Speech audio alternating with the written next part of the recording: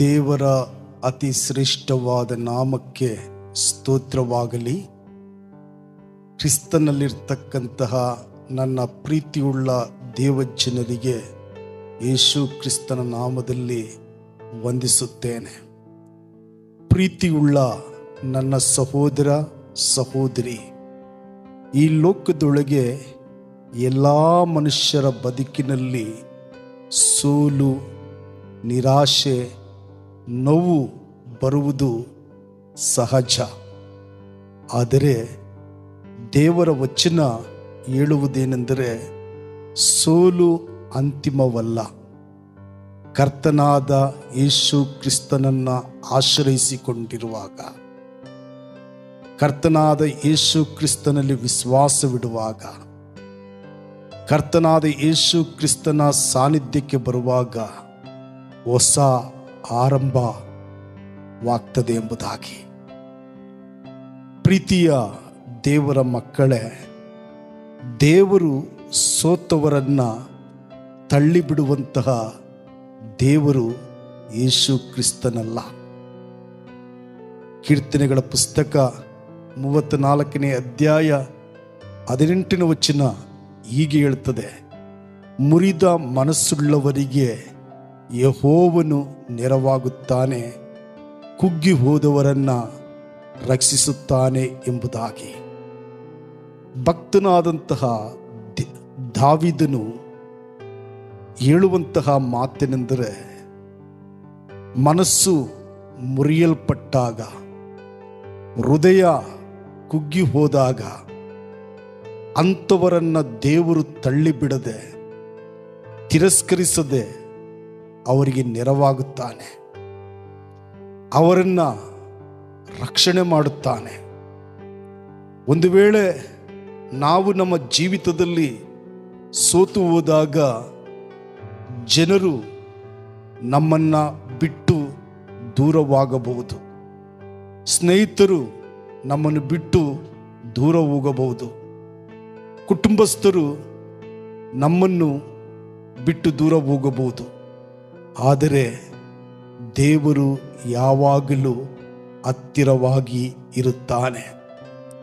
ನಮ್ಮ ಕಣ್ಣೀರನ್ನು ಕಂಡು ಮನಮರುಗುವಂತಹ ದೇವರಾಗಿದ್ದಾನೆ. ನಾವು ಒಬ್ಬಂಟಿಗರಾಗಿ ಇರುವುದಕ್ಕೆ ದೇವರು ಬಿಡದೆ ನಮ್ಮ ಜೊತೆಯಲ್ಲೇ ನಿಲ್ಲುವಂತಹ ದೇವರು ಕರ್ತನಾದಂತಹ ಯೇಸು ಕ್ರಿಸ್ತನಾಗಿದ್ದಾನೆ.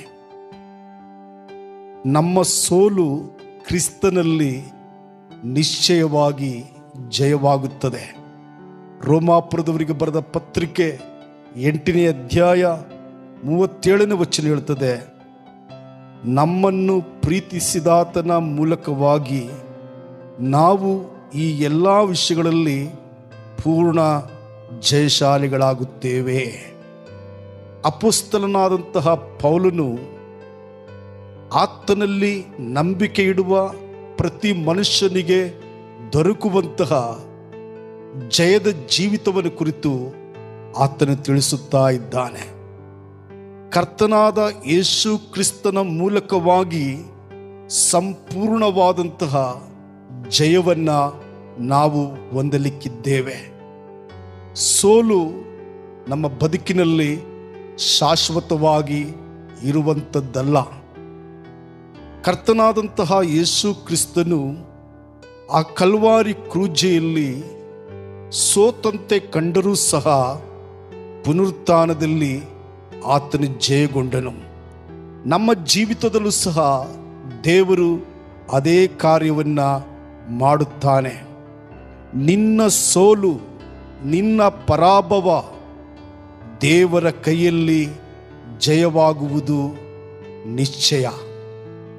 ಆದ ಕಾರಣ ಚಿಂತಿಸದೆ, ಕುಗ್ಗಿ ಹೋಗದೆ, ಮನಸ್ಸೋಲದೆ, ನಂಬಿಕೆಯಲ್ಲಿ, ಪ್ರಾರ್ಥನೆಯಲ್ಲಿ, ವಾಕ್ಯದ ಶಕ್ತಿಯಲ್ಲಿ ನಾವು ದೃಢವಾಗಿ ನಿಲ್ಲಬೇಕು. ಸೋತವರ ಬದುಕಿನಲ್ಲಿ ದೇವರು ಒಂದು ಹೊಸ ಕಾರ್ಯವನ್ನು ಆರಂಭಿಸುತ್ತಾನೆ. ಹೊಸ ಅಧ್ಯಾಯವನ್ನು ದೇವರು ಆರಂಭಿಸುತ್ತಾನೆ.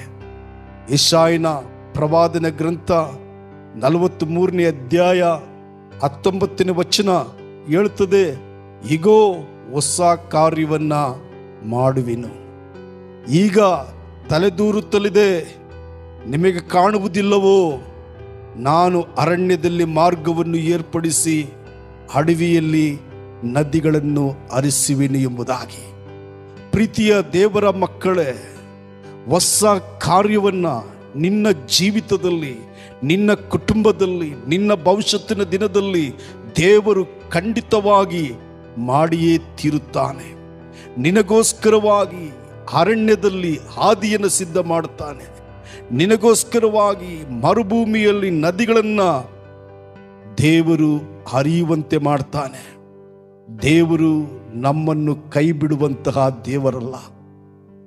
ಸೋತಾಗ, ನಿರಾಶರಾದಾಗ, ನೋವಿನಲ್ಲಿರುವಾಗ, ಕಣ್ಣೀರಿನಲ್ಲಿರುವಾಗ ನಮ್ಮನ್ನು ಬಿಟ್ಟು ಹೋಗುವಂಥವರು ನಮ್ಮ ಸಂಬಂಧಿಕರು, ನಮ್ಮ ಸ್ನೇಹಿತರು, ನಮ್ಮ ನೆರೆಹೊರೆಯ ಜನರಾಗಿರಬಹುದು. ಆದರೆ ದೇವರು ಪರಿಸ್ಥಿತಿ ಏನೇ ಆಗಿದ್ದರೂ ನಮಗಾಗಿ, ನಮ್ಮ ಪರವಾಗಿ, ನಮಗೆ ನೆರವಾಗಿ ಯೇಸು ಕ್ರಿಸ್ತನು ನಿಲ್ಲುತ್ತಾನೆ. ಸೋಲು ಅಂತ್ಯ ಅಲ್ಲವೇ ಅಲ್ಲ. ದೇವರು ಖಂಡಿತ ಹೊಸ ಯೋಜನೆಯನ್ನು ಆರಂಭಿಸುತ್ತಾನೆ ಮತ್ತು ಮುರಿಯಲ್ಪಟ್ಟಂತಹ ಬದುಕನ್ನು ದೇವರು ತಿರುಗಿ ಕಟ್ಟುತ್ತಾನೆ. ನಮ್ಮ ಜೀವನದಲ್ಲಿ ಒಂದು ಹೊಸ ಅಧ್ಯಾಯ ದೇವರು ಖಂಡಿತವಾಗಿ ಆರಂಭ ಮಾಡುವವನಾಗಿದ್ದಾನೆ. ಅಷ್ಟು ಮಾತ್ರವಲ್ಲ, ಮತ್ತಾಯನು ಬರೆದ ಸುವಾರ್ತೆ 11ನೇ ಅಧ್ಯಾಯ 28ನೇ ವಚನದಲ್ಲಿ ಕರ್ತನಾದ ಯೇಸು ಕ್ರಿಸ್ತನು ಹೀಗೆ ಹೇಳುತ್ತಾನೆ, ಎಲೆ ಕಷ್ಟಪಡುವವರೇ, ಹೊರೆಹೊತ್ತವರೇ, ನೀವೆಲ್ಲರೂ ನನ್ನ ಬಳಿಗೆ ಬನ್ನಿರಿ, ನಾನು ನಿಮಗೆ ವಿಶ್ರಾಂತಿಯನ್ನು ಕೊಡುತ್ತೇನೆ. ಈ ರೀತಿಯ ಕರೆ ಯಾರು ಇದುವರೆಗೂ ಕೊಟ್ಟಿಲ್ಲ. ಪ್ರೀತಿಯ ದೇವರ ಮಕ್ಕಳೇ, ಕರ್ತನಾದ ಯೇಸು ಕ್ರಿಸ್ತನು ತನ್ನ ಪ್ರೀತಿಯುಳ್ಳ, ಕರುಣೆಯುಳ್ಳ ಕರಗಳನ್ನು ಚಾಚಿ ಕರೆಯುತ್ತಾ ಇದ್ದಾನೆ. ಕಷ್ಟಪಡುವಂಥವರೇ, ಹೊರೆಹೊತ್ತಂಥವರೇ, ನೀವೆಲ್ಲರೂ ನನ್ನ ಬಳಿಗೆ ಬನ್ನಿರಿ, ನಾನು ನಿಮಗೆ ವಿಶ್ರಾಂತಿಯನ್ನು ಕೊಡುತ್ತೇನೆ. ಪ್ರೀತಿಯ ದೇವರ ಮಕ್ಕಳೇ, ಕಷ್ಟಗಳಿಗೆ ಬಿಡುಗಡೆ, ಕಣ್ಣೀರಿಗೆ ಬಿಡುಗಡೆ, ಭಾರದಿಂದ ಬಿಡುಗಡೆ, ಬಲಹೀನತೆಯಿಂದ ಬಿಡುಗಡೆ ಸಿಗುವಂತಹ ಸ್ಥಳವೆಂದರೆ ಅದು ಯೇಸು ಕ್ರಿಸ್ತನ ಸಾನ್ನಿಧ್ಯ ಮಾತ್ರವೇ ಆಗಿದೆ. ಆದ ಕಾರಣ ಚಿಂತಿಸದೆ, ಭಯಪಡದೆ, ಬಿಡುಗಡೆ ಕೊಡುವಂತಹ, ಬಿಡುಗಡೆಯ ನಾಯಕನಾಗಿರುವಂತಹ, ನಮ್ಮ ಜೀವಿತದ ದಿಕ್ಕನ್ನೇ ಬದಲಿಸುವಂತಹ, ಸಮೃದ್ಧಿಯ ನದಿಯನ್ನು ನಮ್ಮ ಬದುಕಿನಲ್ಲಿ ಹರಿಯುವಂತೆ ಮಾಡುವ ಯೇಸು ಕ್ರಿಸ್ತನ ಸಾನ್ನಿಧ್ಯಕ್ಕೆ ನಾವು ನಂಬಿಕೆಯಿಂದ ಬರಬೇಕು. ಅಷ್ಟು ಮಾತ್ರವಲ್ಲ, ಕೊರಿಂಥದವರಿಗೆ ಬರೆದ 2ನೇ ಪತ್ರಿಕೆ 1ನೇ ಅಧ್ಯಾಯ 3 ಮತ್ತು 4ನೇ ವಚನ ಹೀಗೆ ಹೇಳ್ತದೆ, ಆತನು ಕನಿಕರವುಳ್ಳ ತಂದೆಯು ಸಕಲ ವಿಧವಾಗಿ ಸಂತೈಸುವ ದೇವರು ಆಗಿದ್ದು, ನಮಗೆ ಸಂಭವಿಸುವ ಎಲ್ಲ ಸಂಕಟಗಳಲ್ಲಿ ನಮ್ಮನ್ನು ಸಂತೈಸುತ್ತಾನೆ. ಅಪೊಸ್ತಲನಾದಂತಹ ಪೌಲನು ಕೊರಿಂಥೆ ಪಟ್ಟಣದಲ್ಲಿರ್ತಕ್ಕಂತಹ ಜನರನ್ನು ಸಂತೈಸುತ್ತಾ ಇದ್ದಾನೆ, ಆದರಣೆ ಮಾಡ್ತಾ ಇದ್ದಾನೆ. ನಾವು ಆರಾಧಿಸುವ, ನಾವು ಪ್ರಾರ್ಥಿಸುವ, ನಾವು ವಿಶ್ವಾಸವಿಟ್ಟಿರುವಂತಹ ದೇವರು ಆತನು ಕನಿಕರವುಳ್ಳ ದೇವರು, ಆತನು ಸಂತೈಸುವ ದೇವರು. ನಮಗೆ ಸಂಭವಿಸುವಂತಹ ಎಲ್ಲ ಕಷ್ಟಗಳಲ್ಲಿ, ದುಃಖಗಳಲ್ಲಿ, ರೋಗಗಳಲ್ಲಿ, ಸಮಸ್ಯೆಗಳ ಮಧ್ಯದಲ್ಲಿ ನಮ್ಮೊಂದಿಗೆ ಇದ್ದು ನಮ್ಮನ್ನು ಸಂತೈಸುತ್ತಾನೆ ಎಂಬುದಾಗಿ ಪೌಲನು ಹೇಳ್ತಾ ಇದ್ದಾನೆ. ಪ್ರೀತಿಯ ದೇವರ ಮಕ್ಕಳೇ, ಪೌಲನು ಎಂತಹ ಪರಿಸ್ಥಿತಿಯಲ್ಲಿದ್ದರೂ ಪೌಲನನ್ನ ದೇವರು ಕೈ ಬಿಡಲಿಲ್ಲ.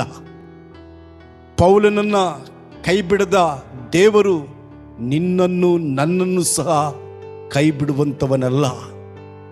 ನಾವು ಆತನಲ್ಲಿ ಪೂರ್ಣವಾದಂತಹ ವಿಶ್ವಾಸವಿಟ್ಟು ನಮ್ಮ ಎಲ್ಲ ಭಾರವನ್ನು ಆತನ ಹಸ್ತದಲ್ಲಿಟ್ಟು ನಿಶ್ಚಿಂತೆ ಉಳ್ಳವರಾಗಿ ನಾವು ಕ್ರಿಸ್ತನ ಮಾರ್ಗದಲ್ಲಿ ಮುಂದೆ ಸಾಗುವಾಗ ದೇವರ ಕಾರ್ಯಗಳು, ದೇವರ ಆತ್ಮನ ಕಾರ್ಯಗಳು ನಮ್ಮ ಬದುಕಿನಲ್ಲಿ ಖಂಡಿತವಾಗಿ ನಡೆಯುತ್ತದೆ.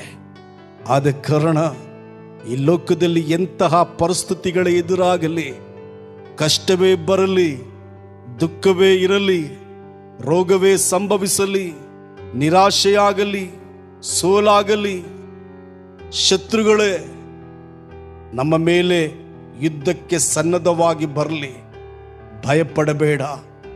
ನಾವು ವಿಶ್ವಾಸವಿಟ್ಟಿರುವ ದೇವರು ದೊಡ್ಡವನು. ನಾವು ಪ್ರಾರ್ಥಿಸುವ ದೇವರು ಪರಾಕ್ರಮಶಾಲಿಯಾದಂತಹ ದೇವರು. ಎಲ್ಲ ಪರಿಸ್ಥಿತಿಗಳಿಂದ ನಮ್ಮನ್ನು ಬಿಡಿಸುತ್ತಾನೆ. ನಮಗೆ ಅಗತ್ಯವಾದಂತಹ ಆಶೀರ್ವಾದವನ್ನ, ಸಮಾಧಾನವನ್ನ, ಸಂತೋಷವನ್ನ, ಸಂತೃಪ್ತಿಯನ್ನ ದೇವರು ಕೊಟ್ಟು ನಮ್ಮನ್ನು ನಡೆಸುತ್ತಾನೆ. ಆ ನಿರೀಕ್ಷೆಯಲ್ಲಿ ನಾವು ಮುಂದೆ ಸಾಗೋಣ. ದೇವರು ನಮ್ಮನ್ನು ಆಶೀರ್ವಾದ ಮಾಡುತ್ತಾನೆ. ನಮ್ಮ ಕಣ್ಣುಗಳನ್ನು ಮುಚ್ಚಿ ಕರ್ತನ ಸಮ್ಮುಖದಲ್ಲಿ ನಾವು ಪ್ರಾರ್ಥನೆಯನ್ನು ಮಾಡಿಕೊಳ್ಳೋಣ. ಜೀವ ಸ್ವರೂಪನಾಗಿರುವ ನಮ್ಮ ತಂದೆಯಾದ ದೇವರೇ, ನಿನ್ನ ಅತಿಶಯವಾದ ನಾಮಕ್ಕೆ ಸ್ತೋತ್ರಪ್ಪ. ನಾವು ಸೋತು ಹೋದ ಸಂದರ್ಭದಲ್ಲಿ, ಕೈ ಬಿಡಲ್ಪಟ್ಟ ಸಂದರ್ಭದಲ್ಲಿ, ಅಪ್ಪ, ನೋವು ಸಮಸ್ಯೆಗಳ ಮಧ್ಯದಲ್ಲಿ ಬಿದ್ದಂತಹ ಸಂದರ್ಭದಲ್ಲಿ ನೀವು ನಮ್ಮನ್ನು ತಳ್ಳಿ ಬಿಡದೆ, ನೀವು ನಮ್ಮನ್ನು ಮರೆತು ಬಿಡದೆ, ದೇವರೇ, ಸೋಲಿನಲ್ಲೂ ಜಯವನ್ನು ಕೊಡುವಂತಹ ದೇವರು ನೀವಾಗಿದ್ದೀರಿ. ಅದಕ್ಕಾಗಿ ಸ್ತೋತ್ರಪ್ಪ. ಜಯ ಕೊಡುವಂತಹ ಯೆಹೋವ ನಿಸ್ಸಿ ನೀವಾಗಿರುವುದಕ್ಕಾಗಿ ನಿಮಗೆ ಸ್ತೋತ್ರ ಸಲ್ಲಿಸ್ತೇವೆ. ಈ ಲೋಕದಲ್ಲಿ ಬದುಕಿರುವಷ್ಟು ಕಾಲ ಪರಿಸ್ಥಿತಿಗಳು ಏನೇ ಇರಲಿ, ನಮಗೆ ಎದುರಾಗಿ ಎಂತಹ ಸ್ಥಿತಿಗಳೇ ಬರಲಿ, ಚಿಂತಿಸದೆ, ಭಯಪಡದೆ, ಕಣ್ಣೀರಿಡದೆ, ಕಳವಳಕ್ಕೊಳಗಾಗದೆ ಎಲ್ಲವನ್ನ ನಿನ್ನ ಪಾದಗಳ ಬಳಿಯಲ್ಲಿಟ್ಟು ದೇವರೇ ಜಯವನ್ನು ಹೊಂದುತ್ತಾ, ದೇವರೇ ನಮ್ಮ ದಿನಗಳನ್ನು ನಿಮಗೊಪ್ಪಿಸಿಕೊಟ್ಟು ಮುಂದೆ ಸಾಗಲಿಕ್ಕೆ ನಮಗೆ ನೀನು ಸಹಾಯ ಮಾಡಪ್ಪ. ಬಿತ್ತಲ್ಪಟ್ಟ ವಾಕ್ಯಗಳು ಪ್ರತಿಯೊಬ್ಬರ ಹೃದಯದಲ್ಲಿ 100ರಷ್ಟು ಫಲಿಸಲಿ ಕರ್ತನೆ. ನನಗೆ ನೆರವಾಗುವುದಕ್ಕೆ, ನನಗೆ ಸಹಾಯ ಮಾಡುವುದಕ್ಕೆ, ಸೋಲಿನಲ್ಲಿ ಜಯವನ್ನು ಕೊಡುವುದಕ್ಕೆ, ಬಲಹೀನತೆಯಲ್ಲಿ ಬಲವನ್ನು ಕೊಡುವುದಕ್ಕೆ, ಸಮಸ್ಯೆಗಳಲ್ಲಿ ಬಿಡುಗಡೆಯನ್ನು ಕೊಡುವುದಕ್ಕೆ ನನ್ನ ಕರ್ತನಾದ ಯೇಸು ಕ್ರಿಸ್ತನು ನನ್ನ ಜೊತೆಗಿದ್ದಾನೆ ಎಂಬ ವಿಶ್ವಾಸದಲ್ಲಿ ಎಲ್ಲರೂ ಸಾಗುವುದಕ್ಕೆ ಸಹಾಯ ಮಾಡು.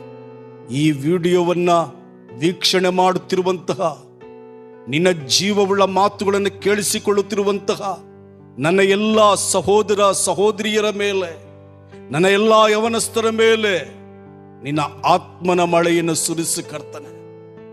ನಿನ್ನ ಗಾಯವುಳ್ಳ ಕರೆಗಳನ್ನು ಚಾಚಿ ಅವರಿಗೆ ಸಹಾಯ ಮಾಡಪ್ಪ.